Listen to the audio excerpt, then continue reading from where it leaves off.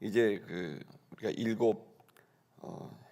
나팔, 그리고 일곱 인이 있었고, 그리고 이제 일곱 나팔이 있었고, 이제 세 번째 터인 일곱 우리 대접이 나오는 그 내용이 이제 15장부터 시작이 됩니다. 이것은 하나님의 진노, 그리고 또 하나님의 구원이 이 병행해서 오는 이제 마지막 그러한 그 심판의 일입니다. 우리가 이 본문의 말씀을 통해서 이제 오늘 주님이 우리 주신 메시지는, 우리가 하나님이 역사를 섭리하시는 가운데서 우리가 주님의 섭리를 의심할 때가 많다라는 대목입니다. 하나님이 지금 역사하고 계시는가? 내가 지금 이 상황이 하나님이 나를 인도하고 계시는 상황이냐, 아니면 하나님이 나를 지금 버리신 그러한 상황이냐, 이런 것이 이제 개개인에서 있고, 또 이제 한 국가와 민족의 역사에서도 하나님이 지금 우리에게 관심을 갖고 역사하고 계시는가, 아니면 하나님은 그냥 우리를 방치하고 계시는가, 하나님의 섭리가 의심될 때가 우리에게 있습니다. 그것은 우리의 인간이 갖고 있는, 성도가 갖고 있는 연약함에 의해서 그렇게 느껴지는 것이라 생각합니다.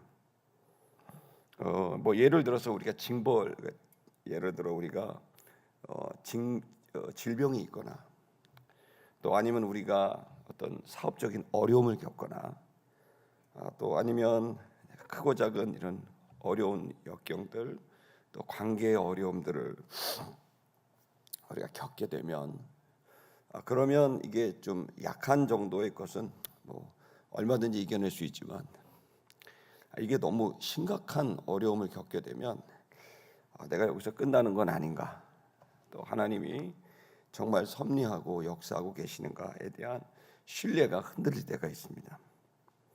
오늘 이 본문의 말씀을 통해 저와 여러분이 함께 나누고 싶은 이 말씀의 주제를, 역사를 섭리하시는 주님을 신뢰하라라는 주제로 잡은 것도, 우리가 당장 보면 이게 좀 의심이 되고 흔들리는, 우리의 신뢰가, 주님에 대한 신뢰가 흔들릴 때가 있지만, 우리가 성경 말씀을 통해 분명히 알아야 되는, 확신해야 될 것은 주님은 지금도 섭리하고 계시다라는 사실입니다.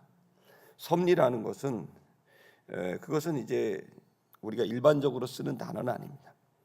신학적인 용어로서는 보이지 않는 것 같지만, 그리고 대단히 이것은 안 될 것 같고 어려울 것 같은, 우리의 생각을 뛰어넘는 그러한 경영, 생각을 뛰어넘는 역사를 우리는 섭리라고 이렇게 얘기합니다. 그래서 우리의 입장에서는 신비한 것이고, 우리의 입장에서는 논리적으로 충분히 이해가 안 될 수 있지만, 그러나 하나님의 입장에서는 이것은 아주 매우 명확한 역사를 운행하시는 주님의 주된 능력입니다. 그래서 여러분, 우리 아이들도 어제도 이제 우리가 뭐 1시간 거리에서부터 오시는 그런 성도님들을 이제 금요일 저녁이면 이제 신방을 이렇게 하는데, 어제 남양주를 가고 그랬는데, 거기서도 이제 우리가 나눴던 얘기가 뭐였냐면, 저녁 늦게까지 얘기한 거는, 정말 하나님이 섭리라는 건 참 놀랍다.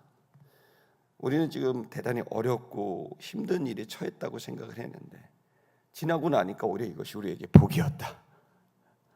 그 중에 하나가 뭐냐면, 결혼을 이렇게, 원래 남자 성도들이 비혼주의자였는데, 비혼이라는 게 뭐냐면 결혼을 안 하겠다. 나는 혼자 외국 생활에서 아주 훌륭한 기술을 가진 그런 엔지니어인데, 뭐 연봉도 좋고 환경도 좋고, 그러니까 나는 이제 결혼 안 하고 혼자 잘 살겠다. 7년 8년을 외국에서 엔지니어로 아주 그냥 즐겁게, 요즘 표현은 욜로족, 나를 위해서 사는 그러한 인생을 이제 즐기고 있던 터에, 여동생의 친구를 만났는데, 만난 지 4개월 만에 이제 결혼하게 되는 이런 자기는 전혀 생각하지 못했는데, 결혼도 생각하지 않았고 있다가 갑자기 만나면서 마음이 움직이고, 전혀 없었던 마음이 막 일어나면서, 더 그것은 그 여성분도 굉장히 그 전문적인 자기 일이 좀 역량이 있었던 친구인데, 그래서 둘 다 아기를 안 가지려고 생각했는데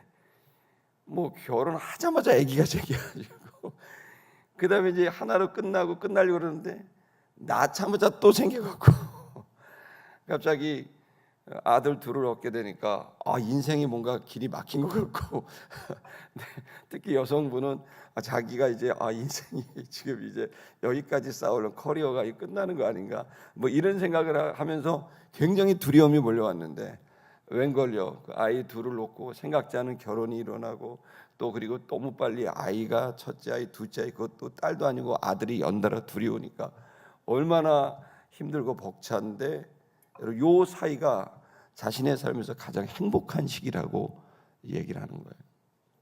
우리 생각에는 혼자 사는 게 훨씬 편하고 행복하고, 우리 생각에는 애 없이 그냥 둘이 신혼 즐기면서 연애하면서 사는 게 행복할 것 같고, 우리 생각에는 아들 하나 놓고 조금 있다가 텀 두고 생기면 좋을 것 같은데 연달아 그냥 연장으로 아들 하나 생기면 딸 나면 좋은데 그것도 아니고 아들 연장 둘이니까 뭐 아들이 셋이 되는 격이죠. 남편, 첫째 아들, 둘째 아들. 근데 여러분, 전혀 익숙하지 않았던 살림을 아이를 키워나가면서 하는 이 시간이 힘들고 벅찬데 살이 쪽쪽 빠졌더라고요. 그런데 정말 행복한 시간을 가지고 있다, 이런 얘기를 합니다. 여러분, 우리의 생각에는 이럴 것 같지만 주님의 역사하심은 우리가 참 가늠하기가 어렵고 인생이라는 게 쉽게 판단하기가 어렵다고 생각됩니다. 역사도 그렇습니다. 우리 생각할 때는 이거 벌어지면 큰일 날 것 같은데, 이거 되면 너무 부담스러운데, 그런 일이 벌어지지만 훗날 지나고 나면 그 어려움이 있어야 내가 더 성장하고, 그 훗날 지나고 나면 그 어려움을 겪었기 때문에 내가 더 성장할 수 있었던 그런 계기라는 것을 알게 되는 거죠. 여러분, 하나님께서는 지금도 우리를 통해 일하고 계시는데, 우리가 볼 때는 부정적이라고 생각했던 일이 지나고 나면 오히려 하나님이 우리에게 주신 포장된 축복이다. 우리 한번 따라할까요? 고난은 포장된 축복이다. 예전에 그런 책의 제목을 읽은 거예요. 고난은 포장된 축복이다. 그 말이 맞는 것 같아요. 여기서도 우리가 인류의 역사에 있어서도 하나님의 진노는 7인, 7 나팔, 이제 7 대접, 이 일은 인류에게는 너무나 크나큰 고통이지만, 그러나 반대로 하나님의 사람들에게는, 또 주님을 섬기는 신실한 교회 입장에서는 이거는 너무나 큰 축복이라는 것을 알 수 있습니다. 요한계시록 15장 5절의 말씀을 한번 읽어보도록 하겠습니다. 5절 읽겠습니다. 시작. 이 일 후에 내가 보니 하늘의 증거 장막의 성전이 열리며라고 되어 있죠. 그 증거 장막이 뭡니까? 증거 장막은 주님의 살아계심을 증거하는 그 성막을 증거 장막이라고 출애굽 시대에 그렇게 명명을 했어요. 그러니까 성막에는 여러 가지 이름이 있어요. 성막도 있고 장막도 있고 회막도 있고, 여기서는 증거 장막, 증거막 이렇게 표현합니다. 똑같은 성막을 얘기하지만 이렇게 표현한 건 의미가 달라지는 거죠. 바로 하나님의 살아계심을 증거하는 것을 증거 회막 이렇게 부르는 거죠. 이 증거 장막, 하나님의 살아계심을 나타내게 되는 겁니다. 이것이 열렸다는 거예요. 그러니까 마지막 7 대접은 뭐냐면 하나님의 살아계심을 증거하는 거예요. 이제 누구도 그 속에서 원망하지 않고 변명할 수 없는 하나님 살아계심을 명확하게 보이는 것, 그게 바로 증거 장막이라는 거예요. 이걸 이제 뭐 하나님의 교회 이런 데서는 잘못되게 해서는 이단 사이비 명칭이 있지만 요한계시록에서는 정확하게 증거 장막이라고 이렇게 되어 있고, 그것이 성전이 이제 열리게 됐다. 다시 말하면 마지막 이 7 대접은 하나님이 살아계심, 하나님의 역사가 주관자 되심을 증거하는 일이 이제 이 재앙의 의미다라는 것을 말하고 있는 거죠. 6절의 말씀도 읽어보겠습니다. 6절 읽겠습니다. 시작. 7 재앙을 가진 7 천사가 성전으로부터 와서 맑고 빛난 세마포 옷을 입고 가슴에 금띠를 띠고, 이제 그 증거 장막에서부터 천사가 나오게 되는데, 그 7명의 천사가 나와서 그들이 이제 아주 맑고, 이것은 아주 성결하고 거룩한 거죠. 빛난 세마포 옷을 입었다. 죄가 아예 없다. 그런 상태를 말하죠. 거룩하고 성결한 깨끗한 상태에서 가슴에 금띠를 띄었다. 가슴의 금띠가 뭡니까? 금은 권세와 믿음, 신뢰를 갖고 있는 영광스러움입니다. 한마디로 말하면 믿음직합니다. 깨끗하고 거룩하고 그리고 믿음직한 그러한 천사들이 이제 증거 장막에서 나오게 됐다 이렇게 표현하고 있는 거죠. 여러분, 이것은 그 전에 짐승은 가슴에 표를 가지고 왔다면 여기에 나와 있는 천사들은 이렇게 거룩과 성결로 이제 나오게 되는 거죠. 자, 우리 7절의 말씀을 읽어보도록 하겠습니다. 7절 읽겠습니다. 시작. 내 생물 중에 하나가 영원토록 살아계신 하나님의 진노를 가득히 담은 금대접 7을 그 7 천사들에게 주니, 그렇게 되어 있습니다. 이제 그 천사 7명이 나왔는데 이 천사는 아주 맑고 깨끗한 죄가 없는 아주 순수한 그런 존재들인데 그 천사들에게 뭘 줬냐면 대접, 큰 그릇을 준 겁니다. 근데 그 대접에 자세히 들여다보니까 그 속에 뭐가 담겨져 있어요? 하나님의 진노가 담겨져 있는 거예요. 하나님의 진노가 담겨져 있는 큰 대접을 7개를 가지고 와서 각각 한 천사마다 그 대접을 나눠줬다는 겁니다.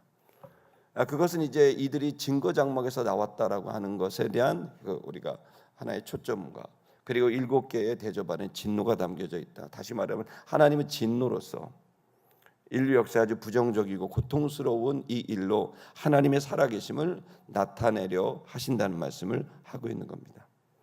여러분, 우리의 미래는 이런 고통과 진노가 가득한, 그것은 인간의 죄로 인하여 된 것이고 그것은 곧 이제 하나님의 진노를 가지고 오는 것을 이제 말하는 거죠. 8절도 읽어보겠습니다. 8절 시작. 하나님의 영광과 능력으로 말미암아 성전의 연기가 가득 차매 7 천사의 7 재앙이 마치기까지는 성전에 능히 들어올 자가 없더라. 여기 이제 성전의 연기가 가득하다. 이 표현은 관용구입니다. 이것은 구약 성경, 신약 성경 공이 연기가 가득하다는 것은 하나님의 임재가 가득하다 이런 뜻입니다. 시편 18편 8절을 한번 읽어볼까요? 시편 18편 8절입니다. 읽겠습니다. 시작. 그의 코에서 연기가 오르고 입에서 불이 나와 사르며 그 불에 숯이 피었도다. 이렇게 말을 해서 연기가 가득하다라고 하는 것은 주님의 살아계심을 이제 나타내게 되는 겁니다. 이사야 6장 4절의 말씀도 한번 읽어볼까요? 읽겠습니다.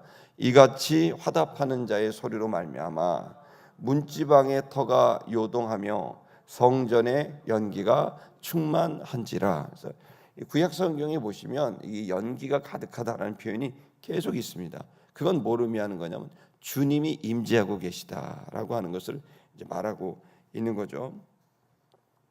다시 말하면 이제 하나님의 살아계심이 명확하게 있고 그 하나님의 살아계심 속에서 그 속에서 이제 이 모든 역사가 운행되고 있음을 말하고 있는 겁니다. 우리는 지금 우리의 눈에는 자꾸 의심이 되는 건 하나님 정말 살아계시는가 그런 생각을 합니다. 왜냐하면 우리 개인에게도 그렇고 국가와 사회에도 그렇고 이거 살아계시다면 이런 일은 벌어져서는 안 되는 일인데 그러나 그런 일이 이렇게 벌어지게 돼요. 그럴 때마다 우리의 눈이 이 하나님의 말씀을 통해서 주님은 섭리하고 계시다. 내가 이해할 수 없고 그리고 내 생각에는 다 이게 논리적으로 또 그리고 합리적으로 다 이해가 안 돼도 주님은 내 생각을 뛰어넘는 절대적 지식과 지능과 지혜를 갖고 계신 분이니까 그분이 우리를 인도하고 계시다라는 이제 주님을 이해하는 것이 아니라 주님을 믿는 단계로 나아가야 될 줄로 믿습니다. 하나님은 우리가 알기 때문에 믿는 게 아닙니다. 믿기 때문에 알아지는 겁니다. 우리에게는 주님에 대한 충분한 이해, 그거는 불가능한 일입니다. 우리의 작은 이 두뇌로 어떻게 하나님을 이해하고 그 하나님에 대한 명확한 그리고 또 명확한 어떤 논리를 형성할 수 있겠습니까? 여러분, 우리가 지나고 보면 우리가 얼마나 무지하고 우리의 지식이 밑바닥인지 우리의 삶을 통해서도 우리가 참 우리는 공부해야 될 자들이구나라는 것을 알게 되는 것처럼 더더군다나 하나님에 대해서 우리가 이해할 수 있다. 논리적으로, 이성적으로 그 자체는 불가능한 일입니다. 하나님을 이해하려는 노력은 필요한 것이지만 이해하기는 어렵습니다. 근데 반대로 주님을 믿게 되면 여러분 그 주님이 하시는 일들에 대한 믿게 되면 점점 알아가지게 되는 놀라운 지식과 지혜의 성장이 있게 된다고 확신합니다. 성도 여러분, 그렇기 때문에 우리가 현실에서 당장 어려운 일이 있고 또 지금 답이 보이지 않고 막막하십니까? 그때 여러분이 하셔야 될 것은 그것에 대해서 나를 이해시켜 주십시오가 아니라 내가 주님을 믿겠습니다, 주님을 믿겠다고 결정하는 일이 필요합니다. 인간은 다 자기가 결정하는 대로 바뀝니다. 상황에 따라서 나는 결정하겠다, 이것은 끝도 없이 나는 고민하겠다는 뜻입니다. 우리의 생각은, 우리의 이성은 한계가 있다는 것을 알아야 됩니다. 내가 여기서 이해가 되면 하겠다. 여러분, 인간은요 똑똑한 사람일수록요 마지막에 가면 인간의 이성은 불확실이라는 것에 직면합니다. 잘 모릅니다. 똑똑하지 않은 사람도 잘 모르지만 똑똑한 사람도 결국은 불확실입니다. 그래서 인간의 이성은 이걸 할지 저거를 할지 더 많은 정보를 알고 싶은데 시간은 딱 정해져 있고 그 시간 안에서 내가 얻을 수 있는 정보는 한계가 있다는 것을 압니다. 그러면 거기에서 결정할 수 있을 만큼의 확실한 정보, 내가 믿을 수 있을 만큼의 확실한 정보가 충분히 주어지지 않습니다. 그래서 결국 인간은 막판에 어떻게 결정해요? 에라 모르겠다, 그리고 사인합니다. 주의여, 그러고 하기도 하고 운명에 맡긴다, 그러면서 그냥 사인하는 겁니다. 그래서 여러분, 똑똑한 사람이 뭐래요? 반드시 점을 쳐요. 똑똑한 사람은 반드시 우상 숭배를 해요. 이유는 뭔지 아십니까? 결국 인간의 합리적 추론은 끝이 있어요. 그리고 그 끝에서는 불확실해요. 그리고 시간은 와요. 결정은 해야 돼요. 어떻게 돼요? 결정을 하면서 신에게, 믿든 안 믿든, 신이여, 하늘과 땅의 기운이여 나를 도우라, 그러면서 확 사인하고 거기다가 무당에게 돈 왕창 주고 그리고 굿도 하고 뭐도 하고 부적도 붙이고 별의별 거 다 하는 이유는 그 사람들이 공부를 못해서가 아니에요. 인간의 이성은 결국에는 완벽한 지식을 얻을 수 없어요. 여러분, 그 지점에서 우리는 깨닫는 거예요. 결국 우리는 하나님을 믿기 때문에 여러분, 그 마지막 순간에 우리가 해야 될 게 뭡니까? 주님, 제가 다 이해되지 않지만, 내가 여기 얻을 수 있는 충분한 지식이 없지만 주님, 저는 주님을 믿고 살겠습니다. 여러분, 이 믿음의 고백으로 믿고 살겠다고 결정하게 되면 그 다음부터 주님은 여러분들이 주님을 믿음으로 인해서 주님의 섭리를, 주님의 역사를 주도해 나가시면서 우리의 길을 인도하고 계시다고 저는 믿습니다. 여러분, 인간은 모든 내면도 그렇습니다. 내가 어떤 것을 계속 무엇이 맞을까? A가 맞을까? B가 맞을까? 아니면 C가 맞을까? 그걸 고민하게 되면 여러분 반드시 불확실과 불안감이 올 겁니다. 그러나 여러분, 이제 우리의 인생을 살아가는 방법을 결정해야 됩니다. 내가 주님을 믿고 살기로 결정하시기 바랍니다. 결정하게 되면 마음이 정돈이 됩니다. 결정하게 되면 그리고 내 말과 행동이 결정됩니다. 그리고 그것이 우리의 삶을 이끌어가고 우리의 삶을 만들어갑니다. 이 새벽에 오신 여러분, 여러분에게는 결정이 중요합니다. 그래서 우리가 경건 생활하는 것은 좋은 결정, 주님의 마음에 합당한 결정을 하기 위해서 말씀도 보는 거고 기도도 하는 것이고, 말씀을 보고 기도하는 이유는 주님의 마음에 합당한 결정을 하기 위해서 말씀도 보고 기도도 하는 겁니다. 결국 여러분, 오늘 이 아침에 하나님은 우리의 생각에 뛰어넘는 분이기 때문에 나에게 내 생각을 뛰어넘는 일이 벌어지고, 그렇게 되면 불안합니다. 무슨 일이 벌어질지 불확실하다. 그러나 여러분, 이 불확실 속에 주님이 계십니다. 불규칙 속에 주님이 계십니다. 여러분, 우리는 이 불확실이 불안감이 아니라 불확실이라는 그 지점은 바로 주님이 채우시는 공간인 것을 믿기를 축복합니다. 불확실하다는 게 아닙니다. 그건 믿지 않는 사람입니다. 믿는 사람은 불확실한 그 지점을 주님으로 채우는 겁니다. 불규칙이 불안한 게 아닙니다. 규칙적인 나를 넘는 불규칙이 왔을 때 그때 불규칙이 우리를 불안하게 하는 게 아니라 그 불규칙이 주님이 채우기 때문에 오히려 불규칙 속에 우리는 감사하며 찬양할 수 있게 되는 겁니다. 우리의 이성을 우리 안에 채워지는 것이 아니라 주님을 믿음으로 채워지게 됐을 때, 여러분, 우리의 생각을 뛰어넘는 사건이 일어나도, 우리의 생각을 뛰어넘는 일이 벌어져도 흔들리지 않고 나아갈 수 있는 것은 우리가 주님을 신뢰하기 때문입니다. 여러분, 어려움과 고난은 포장된 축복입니다. 그 불규칙과 그리고 더 그 불안전, 그 불확실에서 저는 여러분이 주님을 명확히 만날 수 있는 신앙이 되기를 주의 이름으로 축복합니다.